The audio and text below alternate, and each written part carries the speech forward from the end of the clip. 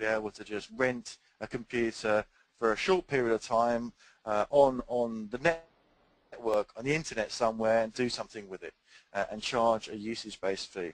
And they were able to produce the Amazon EC2 cloud environment basically as a result of the introduction of Zen. The development of Zen and HA facilities allowed them to create the Amazon EC2 cloud. But in actual fact, over the last couple of years, 3 layers of cloud, if you like, have come about. And the first one is software as a service. And software as a service is effectively where you are going to use a particular application for a particular period of time. You don't care where it is or where it exists or who is running it. You just want to be able to use the application to do a job, and you want to pay for the amount of time you're using. So this is something that's fairly nowadays, and this used to be called by or provided by companies call themselves application service providers, but they now typically call themselves cloud companies. An example is Salesforce.com, whereby rather than renting the software, which is what their first model, they're still renting the software on a usage-based fee, but they call it cloud. Platform as a service is actually one layer down from that. You're actually being able to use a complete software development environment, an app environment, but you're not renting any end-user application software. You're going to provide that yourself. So effectively, you get a computer resource or with an operating system and a developed environment that you're going to use for your own services. And this was typically provided by what used to be called hosting companies, and still is in some cases, but this is a very common facility that you might have rented a box and put a web server on yourself in someone else's facility.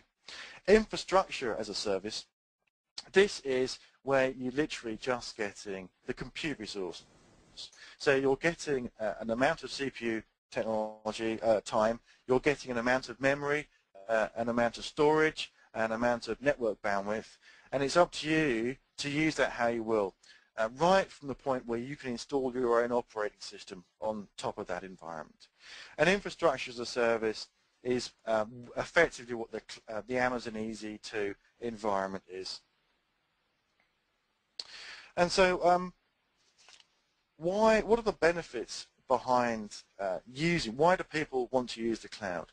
So if we imagine the cloud as the original form, sort of like Amazon type, where you just renting a computer, a virtual computer effectively in the internet somewhere, and then what are the benefits that it provides? And we asked IDC Exchange asked a number of IT users what the benefits were, and they found the top benefits was speed and cost. So in essence, the same benefits that people attribute to virtualization. Now the key thing is that on the challenges, that security, quality of service, and fit were severe challenges. In fact, I think it's interesting to note that more people that security was their significant than anyone represented as a benefit. So 75% of respondents thought the security was an issue, where only 64% of the people agreed that speed was the biggest benefit. So there's more of a challenge than there are benefits in the traditional cloud type model for enterprises today.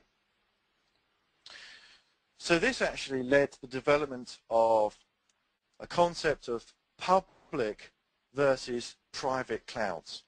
So a public cloud is all the things we talked about before, but being connected to the internet and available to users and consumers across the internet without any specific access or knowledge to where those facilities lie. So if you're using a public cloud environment, you literally log into a website, you don't know where the machines are, you allocate yourself an operating system or an application suite or whatever you want to do, and you start to inject data into that environment, execute transactions, and so on and so forth. And The advantage of public cloud is it has lower upfront costs. You don't have to go and buy that equipment. You just go and rent it as you need it. The economies of scale means that if you have very short demand for an application or a service, you don't have to go out and buy a large array of systems. You can just rent those systems when you need it. And the providers have a large array of equipment that they're going to optimize the utilization for, and they can provide those costs at very cheap. From a consumer point of view, it's very simple to manage. You just typically work with one type of website, and it's all operational expenditure. Now, private cloud is an attempt to take all the advantages of the cloud environment, i.e. the speed and the cost and the other benefits that we saw, and take away all the negative challenges. So we're going to supply security, quality of service, and apply fit. And when we say fit, we're talking about fit to purpose of those facilities. So when you rent a service from a public cloud, you have to use it, whatever they've given you, you have to use that. You can't customize it to provide the service that you want. It may not fit your particular business model or your business needs. A private cloud means that you can actually put your own applications, your own software in the environment that absolutely fit your business needs and your business models, your business processes. You can maintain security, physical access, network access, and you can provide a quality of service by setting your own business processes around the management of that environment. Now this effectively you might consider to be your data center today, and some people argue that that's the case. In fact, our CEO Larry Ellison likes to say that everything is cloud today. No, you can go and buy a disk and people will call it cloud. You can go and buy a network component, people will call it cloud. And a data center, certainly a modern data center with grid management type technologies and Oracle products, is certainly providing the facilities that many people are calling cloud today. But essentially, it allows you to lower your total costs. You get greater control over the security, compliance, and the quality of service that those functions are being provided in your environment.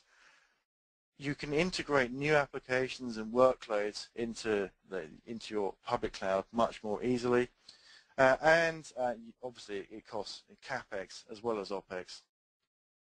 But both of them provide the key benefits, which is high efficiency, high utilization of the equipment and the software licenses that you're purchasing, high availability, by virtue of the fact that they're based on virtualization technologies. It means that you get the ability to have high availability of the functions. If a system crashes or components fail, the services can pop up and run elsewhere inside the environment. And again, because they're based on virtualization technologies fundamentally, it means that you have elastic capacity. It means that you can add and take away service, take away workloads. You can add and take away user demand as it occurs inside your business without having to change the physical infrastructure underneath.